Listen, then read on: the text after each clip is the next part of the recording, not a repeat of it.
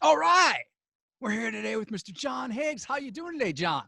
I'm pretty well today, thank you. Excellent. I'm glad to hear it. I've been thinking a lot lately about how, like, we get into things, you know, our first impressions.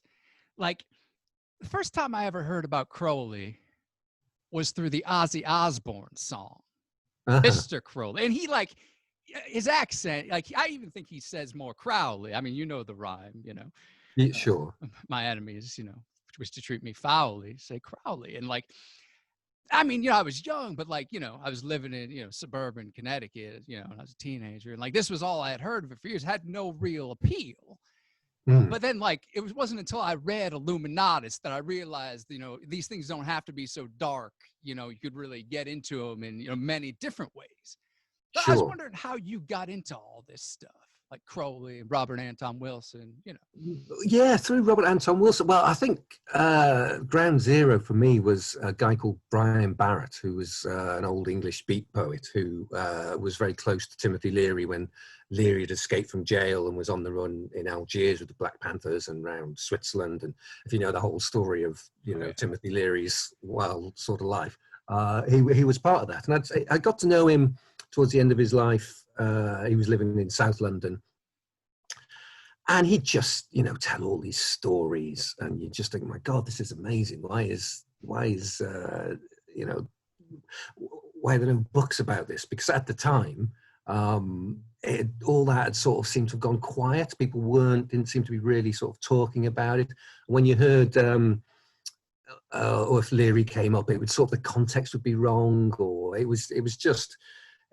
felt like the stories were being lost and people were starting to die off. I think Rosemary Leary died off. And I was just so convinced that someone needed to write a book about Timothy Leary that it took me a few years to realize that, oh yeah, that's me, isn't it? That'd be you.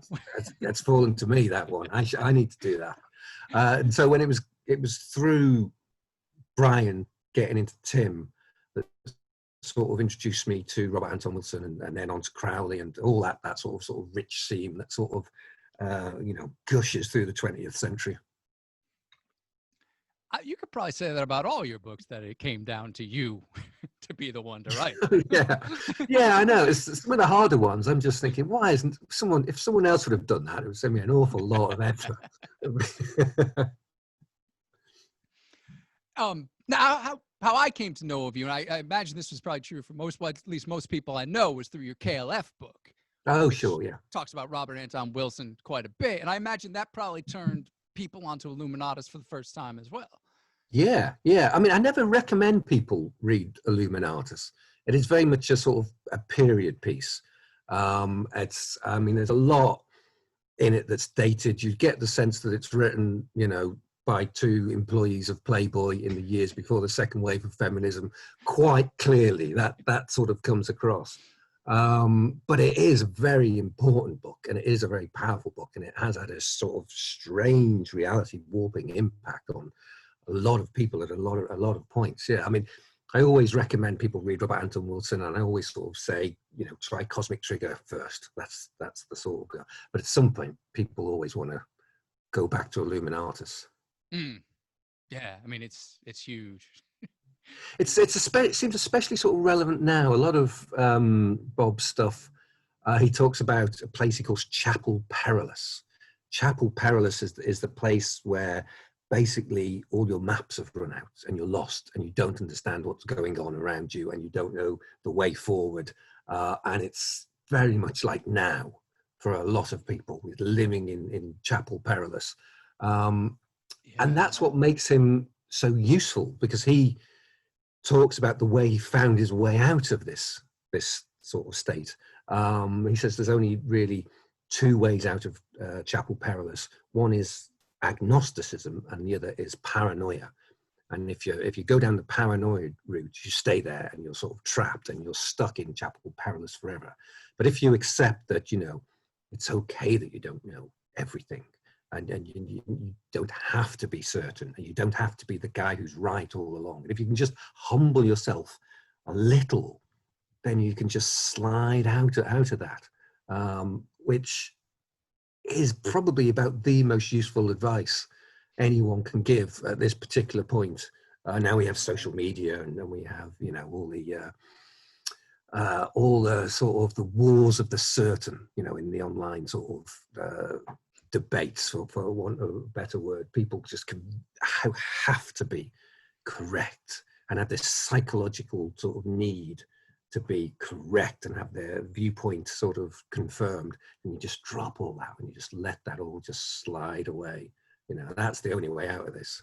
When I was talking to Andrew Shaw a couple episodes back, he was talking about the yogic practice of just not being right, of purposefully being wrong. And that seemed really wonderful thing. I mean, it seems very difficult because we're so attached to being right. Yeah. But, I mean, we could try and be as right as we can. I'm not saying, hey, just be wrong all the time. It's. I think the aim is not to be always right. The aim is to be sort of less wrong. If you can try and be less wrong, that's a good enough sort of path to sort of go on. Being wrong all the time is probably not going to work out too well. No. But as an exercise of non-attachment to your own views.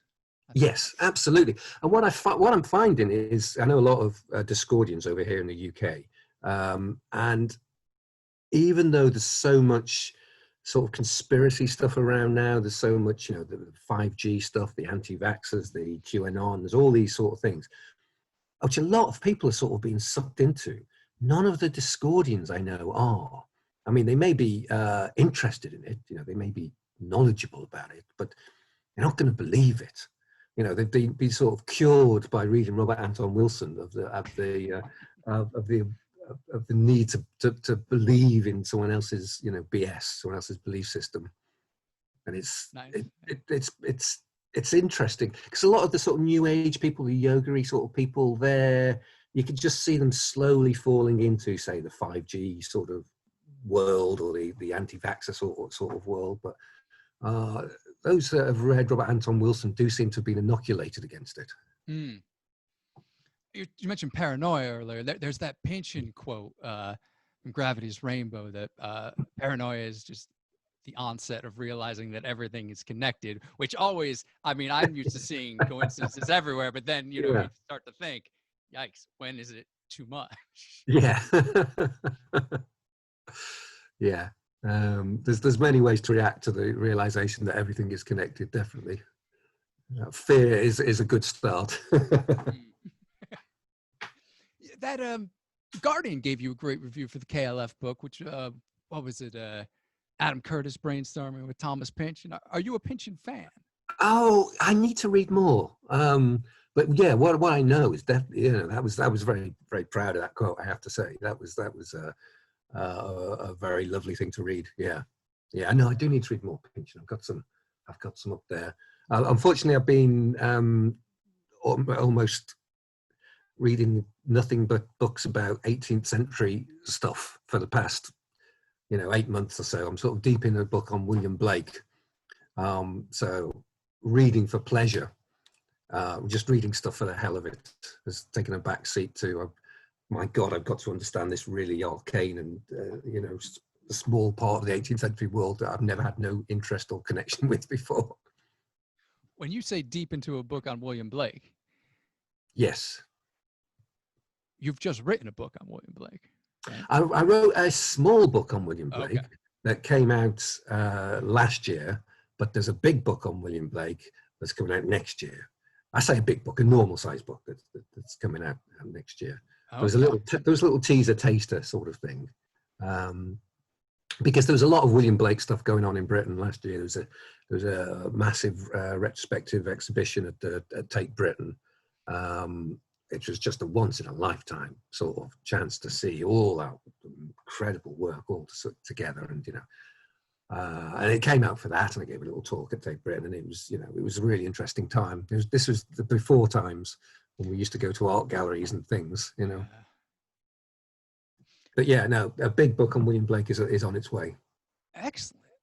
I look forward to it. I think when the Manic Street Preachers first came out, I remember this so vividly. I was reading about them, all the import magazines we get over here, and I was going to, my friend John and I were on our way to the record store to buy, it was probably, it must have been Generation Terrace. I mentioned the name Manic Street Preachers to John, and he said, What, like William Blake? And Oh, interesting. Uh-huh. so, I mean, how do you think the Manics would have been different if Blake was actually in the band? Well, I think Blake influenced the band. I think didn't they quote him a few times? His presence feels to me like it fit. I mean, they had a lot of influences. Yeah, a lot of sort lots of of political quotes influences and stuff like that. But I feel fairly sure that Blake was part of it, and sort of Blake was with them, and their sort of sheer belief in the importance of what they were doing and what they were sort of creating fits very well with sort of a Blakean worldview. You know, I feel he was with them. Nice. I asked Mikey Georgeson that question this winter, and he sort of sees Blake as like an Eno sort of figure. So he brought all that sort of spaciness to them, like early Roxy music, which would have been interesting to hear.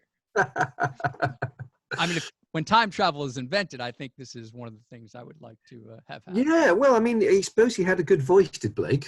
You know, he wasn't trained musically, but he had a good voice, and a lot of the early stuff he was writing were very clearly supposed to be songs rather than poems.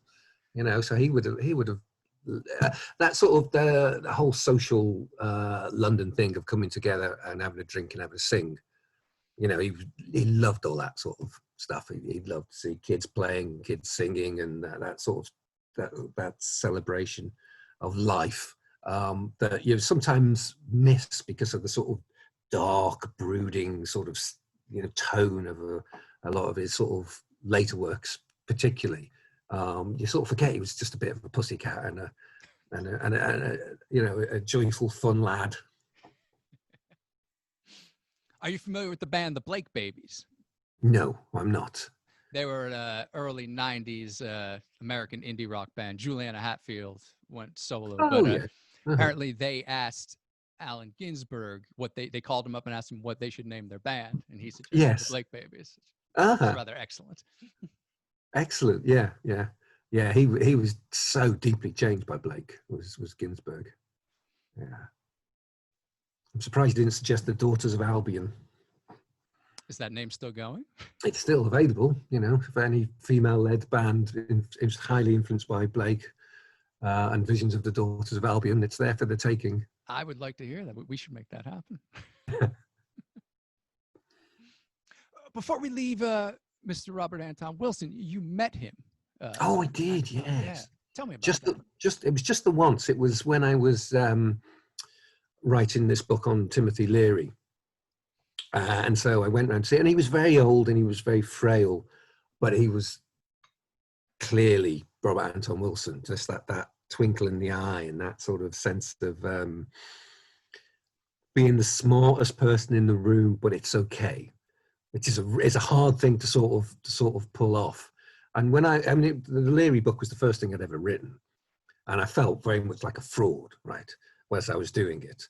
I was going around saying, yes, I'm writing this book on Timothy Leary. Can I speak to you? And I had no idea if I could pull it off or, do a good job or anything like that.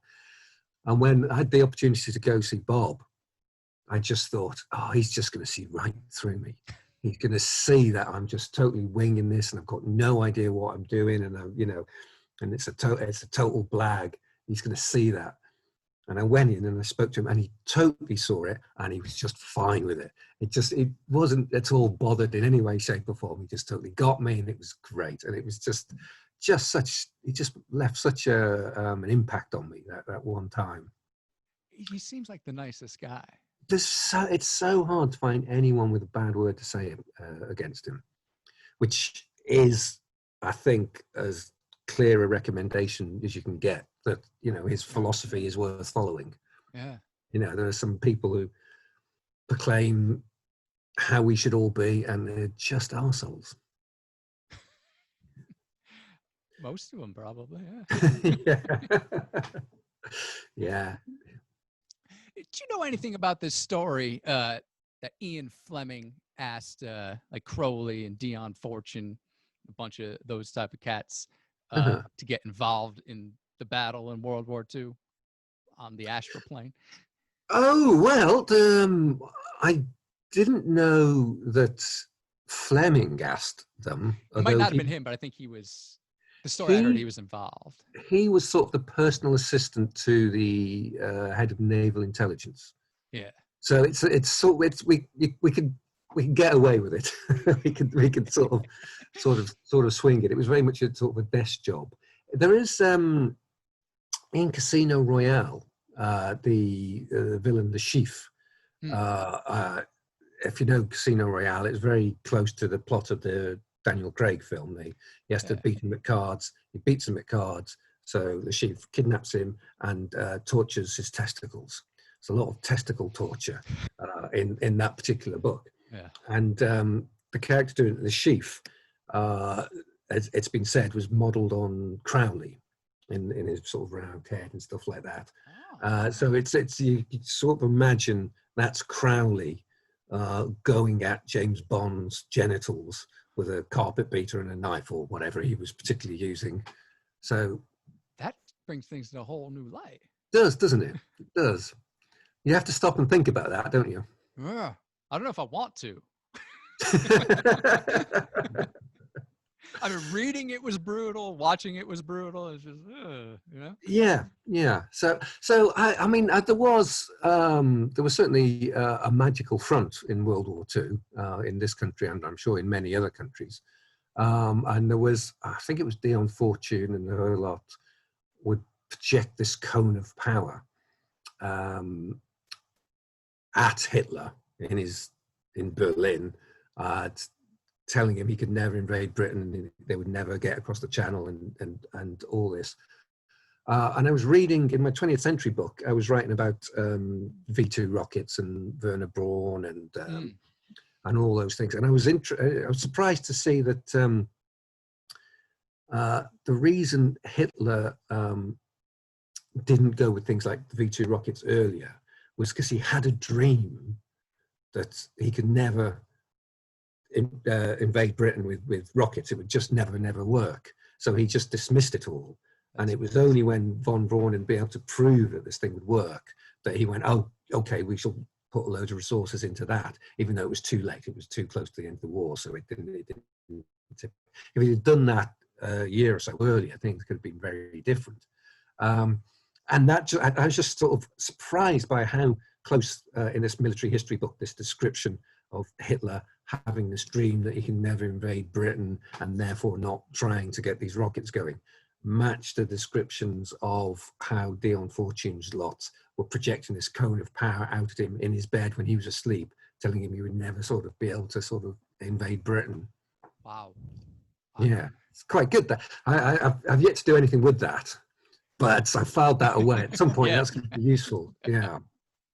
I mean, there's a big tradition of, I mean, if you know the story of the Spanish Armada in Tudor times, Spain was about to send this huge armada to invade Britain, and all the tides turned and the storms came and they sank and they failed and it never sort of happened. And there's a lot of magical tradition that all the witches of Britain were turning the tides and turning the storms and things like that. You probably wouldn't want to rely just on the witches of Britain, though. No, but if you had them in Bond, like I was thinking, like, I mean, as a fallback, it's best to have them there, but I wouldn't rely just on them. I was thinking, you know, has there ever been like a supernatural Bond film or story? And there really hasn't. Well, there's Live and Let Die. That's true. Yeah, it had a lot of sort of voodoo aspects in it, and I think I get the impression Fleming was a little bit swayed by that. Was a little bit taken by the sort of the supernatural. But I think it's only Live and Let Die that it really sort of comes. That's the only one I can remember. I mean, there were maybe a little hints here and there, but definitely nothing evolved plot-wise or anything. Yeah. Because I was thinking, like, I mean, who would do the theme song to the film? It's a supernatural Bond. Yeah. Like, I would hope it wouldn't be the Ozzy Osbourne song, Mr. Crowley. I assume you know the story that he was he in a rehearsal room? Ozzy was in a rehearsal room, and there's this photo of this sort of round-faced fella on the wall, and he was like, "Who the fuck's that twat?" Pardon my language. This is how Ozzy Osbourne was supposed to say. To which his guitarist just burst out laughing, and Ozzy couldn't work out what was so funny. And he was going, "That's Ozzy Osbourne. That's Aleister Crowley. That's who you've been singing about for decades. You not know who it is." And he was just like, "Oh no, it was just a name. It's just a spooky name." I didn't know that. Wow. Yeah, yeah. that It's not a details man. Is Ozzy? Yeah. I was thinking George Clinton might be good. He's never done a Bond theme in the 70s. Yes, So that would be into that fantastic. stuff. Yeah, yeah, absolutely. Because he's still going strong, isn't he? Yeah, I saw P-Funk a couple years back. They were fantastic. Yeah, I saw them at a festival that I was talking at, and they were amazing. But he was just a lot of the time he'd just go and sit down at the back of the stage. Yeah.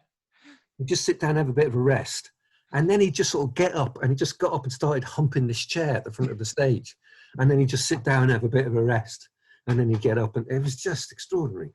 Yeah, we need a Bond film, a supernatural Bond film with Parliament or similar doing the theme tune.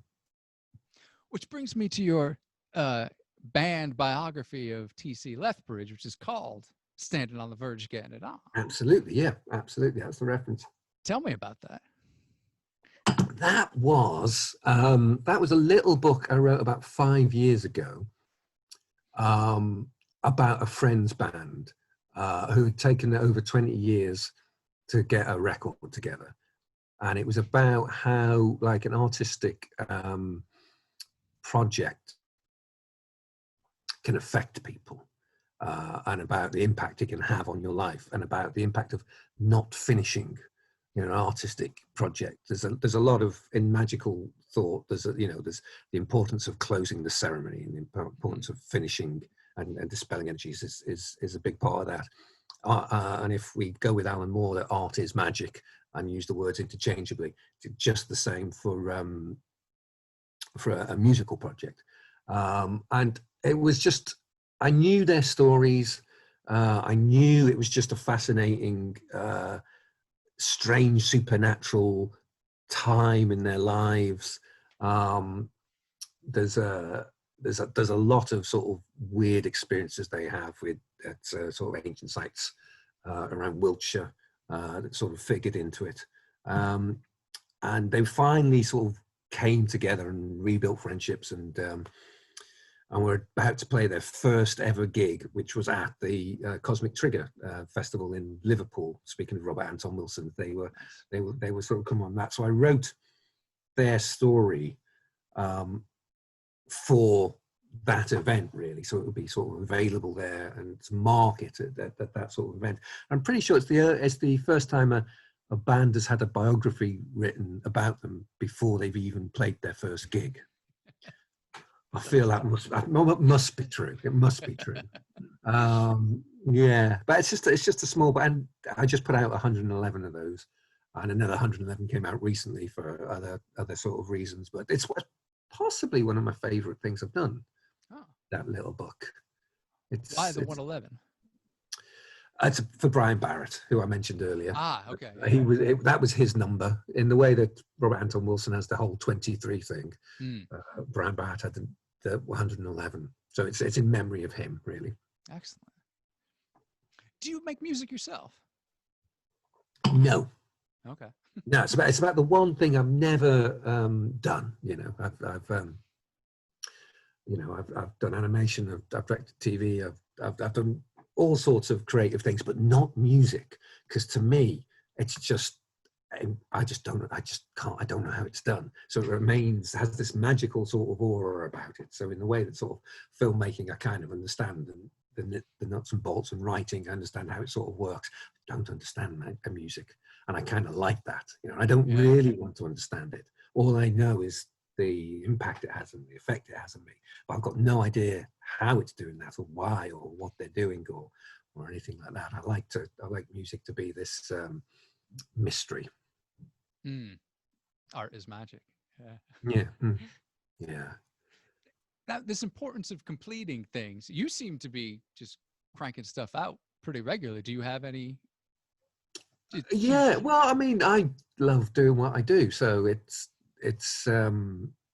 it seems obvious that you keep doing it. You know, one of the things I quite like about writing is that people will go, oh, "You've got another book? I haven't read the last book. Why have you written another book?" You know, it's and you don't get that in any other field of work. You know, a dentist doesn't get people going, "But you fixed that guy's filling this morning. Why are you doing someone else's teeth this afternoon?" It's just, yeah, it's a sort of reminder that in a lot of people's eyes it is kind of a special thing. You know, it's not like a job of work as you normally. It's a privilege. It's a sort of honor. People view it slightly differently, but I basically love doing it, so I just keep doing it. And also, you know, it's not the easiest thing to make a living doing, so you have to work hard. Do you have any projects that are still looming after 20 years, or do you make sure to get those down? I have a few at the back of my head waiting patiently.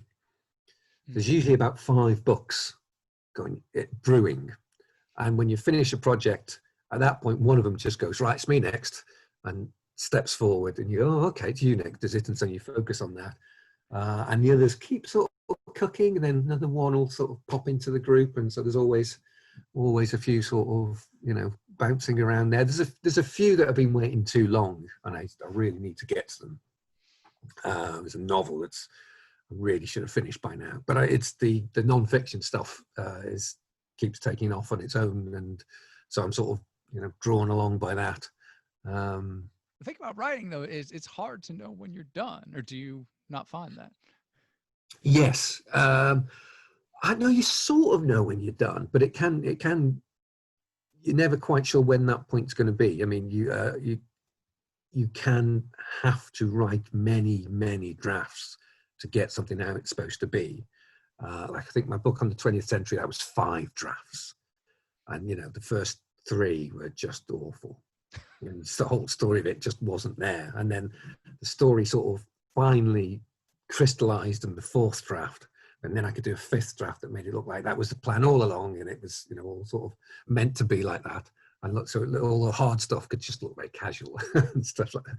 So you don't really know how much work something needs, but you know when it's done, and you sort of know when you're when it's right. It's an odd thing. I think sculptors talk a lot about it. They just know, that's it. I mustn't touch that anymore. That's done. I have to leave it. I think Crowley's been so much on my mind because of your 20th century book. Like, you know, do what thou wilt should be the whole of the law. You know, I've known that phrase forever, and it has, you know, specific meanings, but then in the context you placed it in of the child of the 20th century, that really hit home about, well, basically everything that's going on. Yeah. I mean, I do very much associate him with the 20th century, and I think other things that are going on now. But his presence is always, I mean, literally out my front window, if I look down the street, I can see across Brighton where I live, and I can see where his body was cremated. I can see the church, just it's literally out sort of there. So it's always a little bit of a presence around here.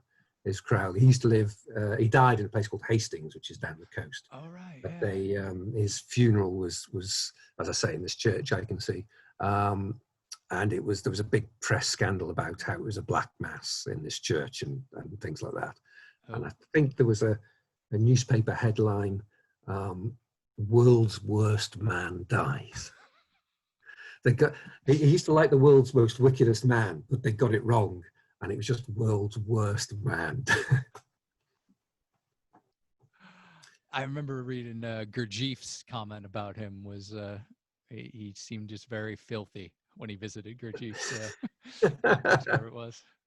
Yeah, I mean, for a man who, you know, raised the importance of the will and stressed how the will was, you know, the power of his will and all this sort of thing, to sort of end up sort of a junkie, you know, is very damning.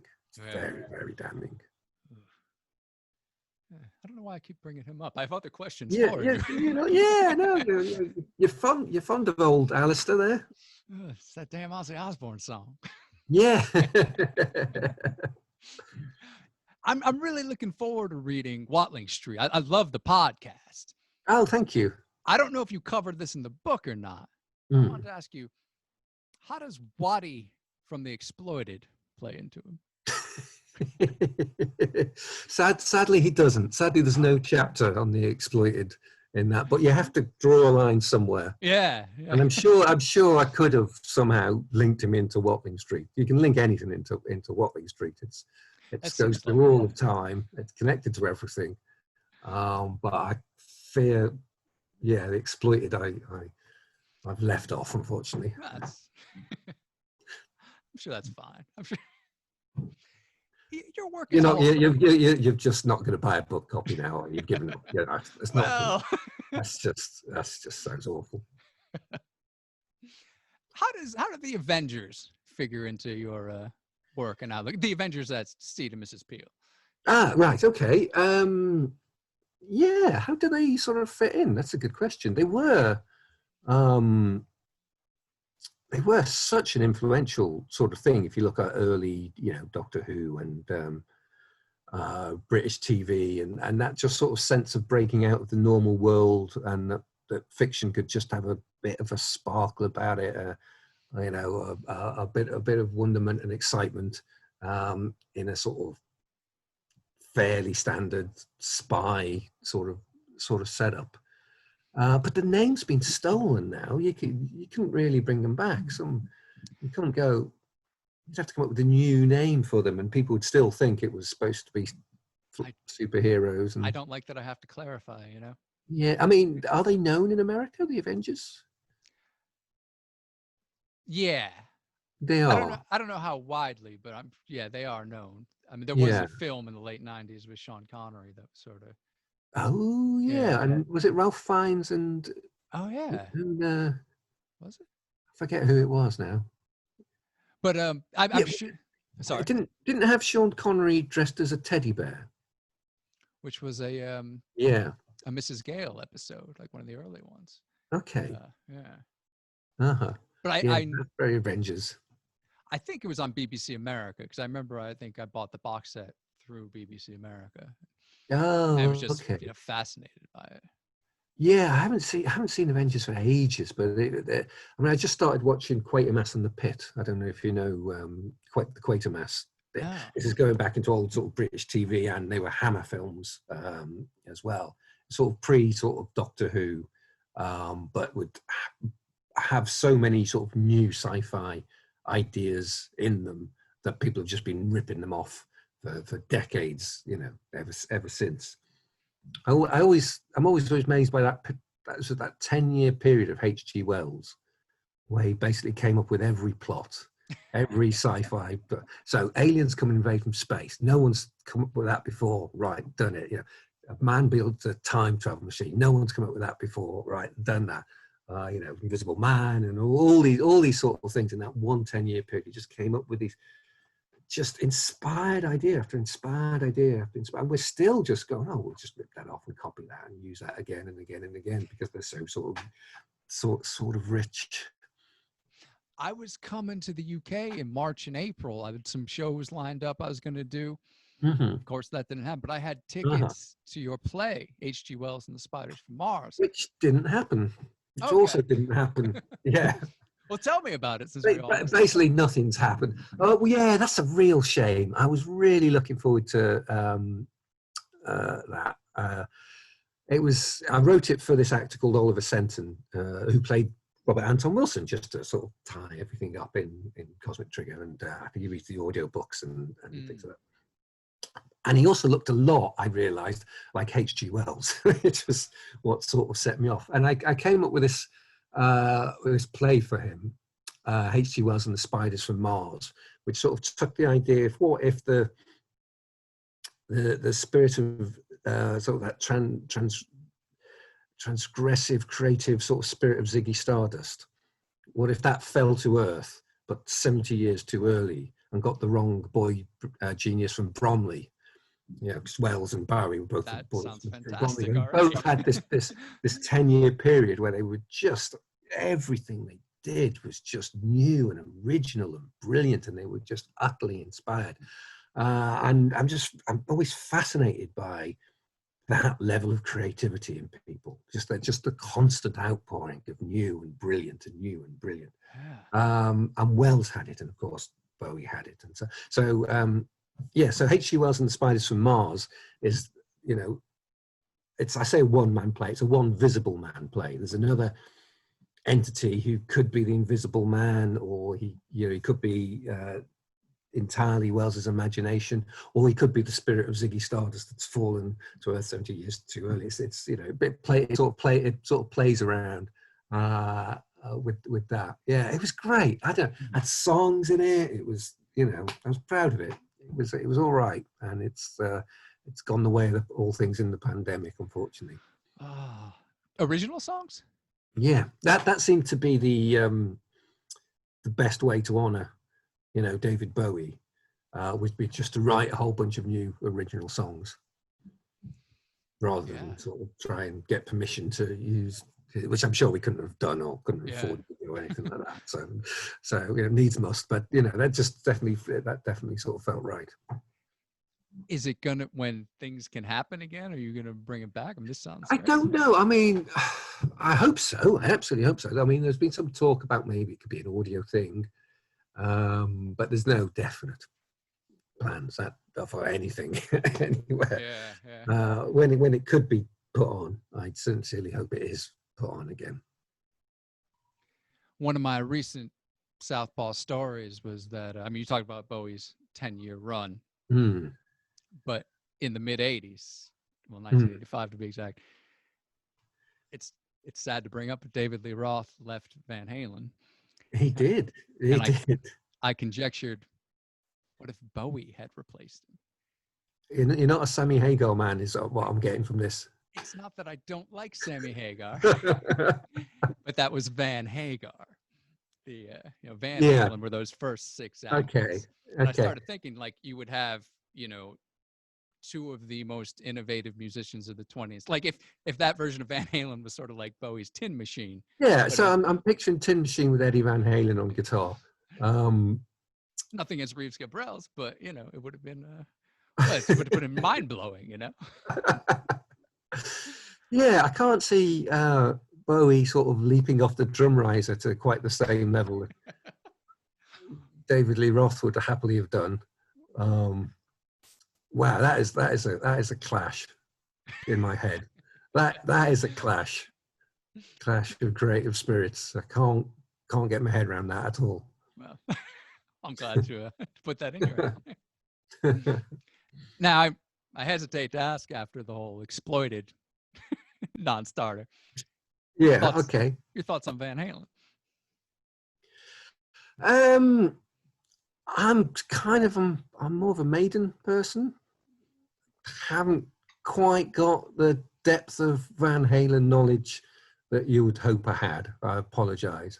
It's a cultural thing. It's a very American thing. I don't know much about it either. But Maiden. Let's talk some Maiden. That was my level. Yeah, I can talk Iron Maiden. Who's your favorite Eddie? Oh, that's a very good question. It has to be a Derek Riggs Eddie, obviously. Oh, yeah. Those early covers were just entire worlds. They were a story in each sort of image. It was a level of sort of composition that was just brilliant. Sadly, that all fell away when Derek Riggs fell out with the band or whatever happened. But it's probably the Somewhere in Time. Yeah, is the one. That was probably my era on it first. That was my first Maiden album. Yeah. Yeah, mine too. Yeah. But I like the first album cover. It's when Eddie's more, his face is a lot thinner. He's much more punk rock. Yeah, I saw the, that was based on a photograph of a head, a sort of a decaying head of a Japanese soldier. I did. There's a photograph of this head that had been placed, I think, on a tank or something in World War II, and it's all the skins all sort of. And Derek Riggs had just copied that and turned it into that painting, and then the band saw it and goes, "Oh, we'll sort of use that because we have this head thing as well." but it was when I saw that photograph. It's in a book called Heavy. Where have I got it lying around? By Dan Franklin, a book about metal. This photo of this dead Japanese guy's head that looks an awful lot like Eddie. Wow. It is kind of shocking. Because he's very much a creature of the imagination. Is Eddie? He's you don't think he has got this real sort of human backstory. You know, he's just this spirit that does anything it wants. It's a spirit of a prepubescent wee boy who's just full of energy, and he wants to be a fighter pilot, so he's a fighter pilot, or he wants to do sword fighting, or he wants to be a Scottish clansman, or whatever he wants to be. He wants to be a cyberpunk bounty hunter. Yeah, he'll or serial killer or whatever. He is that sort of thing. And you know, Maiden concerts, they have this great big build to the reveal of the Eddie at the end, the sort of giant Eddie. It's sort of like you know, all these, you know, occultists, and they have their summonings. They try and summon something, you know. But with an Iron Maiden concert, it always works. That spirit of Eddie is always there. It always comes. It's a strange thing. Yeah, it's definitely more than just a mascot. Oh yeah, he has become an entity. Yeah, definitely. I remember 7th grade when we were about 12 or 13. How I met one of my lifelong best friends. We were in homeroom, and he just turned to me and said, "Do you know what your name would be in hieroglyphics?" Because he had just bought Power Slave, and he just became fascinated with the entire imagery, and was going to the library and research and all this stuff. And he had seen me wearing an Iron Maiden shirt. So, we really hit it off. Yeah, that's a sleeve where there's a whole world in that sleeve, isn't there? Ooh. Yeah. So you've seen Maiden? Many times, yeah. I mean, unfortunately, I had that period where I thought, oh, I've grown out of this now. And like, you know, Nirvana happened and things, and I sort of moved on. And it took me a while to sort of come back into the fold. But yeah, I mean, I first saw them, I don't know if you know the Made in England video in, I think, 1988. I'm in that crowd. I'm at that gig. Excellent. Yeah. I bought a Union Jack to hang on my bedroom wall after seeing that home video. Oh, excellent. I think that was part of my lifelong Anglophilia. Yeah. And now, I don't know if you've seen them recently, but they're just I mean, arena gigs are a certain thing, and not many people can turn them into something truly special. I think Nick Cave can, but Iron Maiden, certainly on the last tour with the inflatable giant Spitfires flying around and the whole just theatrics of it, it just was just extraordinary. I only saw him once, 1990, I think. No Prayer for the Dying tour. Yeah, okay. I saw him a couple of times on that as well. But now that they still have the 3 guitar players, because why not? You know. Yeah, you know, why not? Yeah, what's 2 about? You know, for 3. Bruce's autobiography was fantastic. I don't know if you read that. I did read it. Yeah, it was good. I liked it a lot. I know Adrian has got a book coming out around now, but it seems to be entirely about fishing, with a few bits of Iron Maiden stuff thrown in, but mainly it's about fishing. Are you not familiar with it? I think it's called Monsters of Rock and Rivers, or something like that, or fish, or something. It's something like that. It's very fish heavy. I got to get him on the show. He's totally gone on the fish thing. Wow, I did not know this. Excellent. I'm not a great fan of fish, so no, me neither. But you know, I am a great Maiden fan. Yeah. I wanted to ask you. I thought of this earlier with all the connections. We mentioned Live and Let Die and the Avengers. What about the Persuaders? Oh, which was the Persuaders? That was Roger Moore and Tony Curtis, like millionaire playboys who would just like gallivant around Europe, and then occasionally a crime would pop up that they had to solve. It It's fantastic. That was my memories of that are very few, I have to say. It's been a long time since that's passed my mind. Oh, that's good stuff.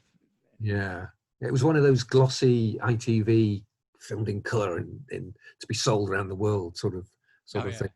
Yeah, because with all those early, especially the Bond films, the notion that they would go to, like, I don't know, Jamaica or something like that. To the audience, that was just mind blowing. You know, people didn't travel the world then. You know, there was no package holidays. People didn't go to fly to the sun or leave their own countries for holidays. So when Roger Moore was, you know, just traveling from country to country, it was just, people were just like, wow, that's just extraordinary. That's extraordinary. And now people do that all the time. If you look at the Mission Impossibles or the Bournes or the Bond films, they have to go to places that are essentially shitholes. They have to go to places that you wouldn't go to, because if you went to nice places, you've probably been there yourself. So they have to go somewhere dangerous or crime riddled, or, you know, a third world country where there's a dictator or something, and anywhere you wouldn't actually choose to go, that's where they have to go now, because that's the titillation for the viewer, for their travel. Something we haven't seen. Yeah. Mm-hmm. But for our supernatural Bond film, Maiden should do the theme too. Yes. I wonder if they've probably already done a Bond. As far as I know, no. No, I don't think they have. Yeah. I'm with you on this one. Maybe you could have Bruce in the film flying a plane. Oh, this sounds fantastic. Yeah, you'd have a cover of Eddie in a tuxedo. Eddie should be the villain.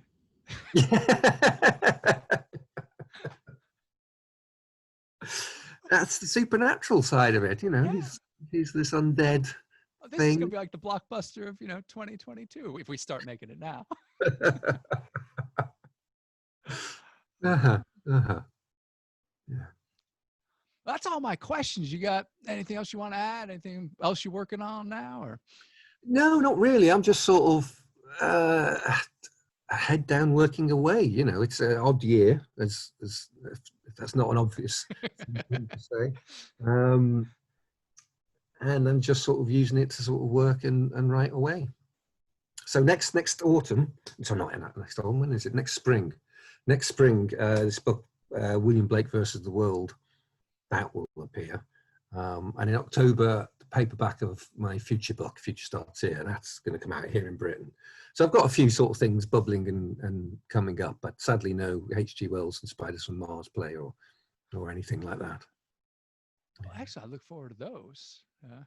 Let's talk again when the big book comes out. Very, very nice to talk to you. Very nice to talk to you. You too, John. Thanks for coming on the show. My pleasure, man. Bye.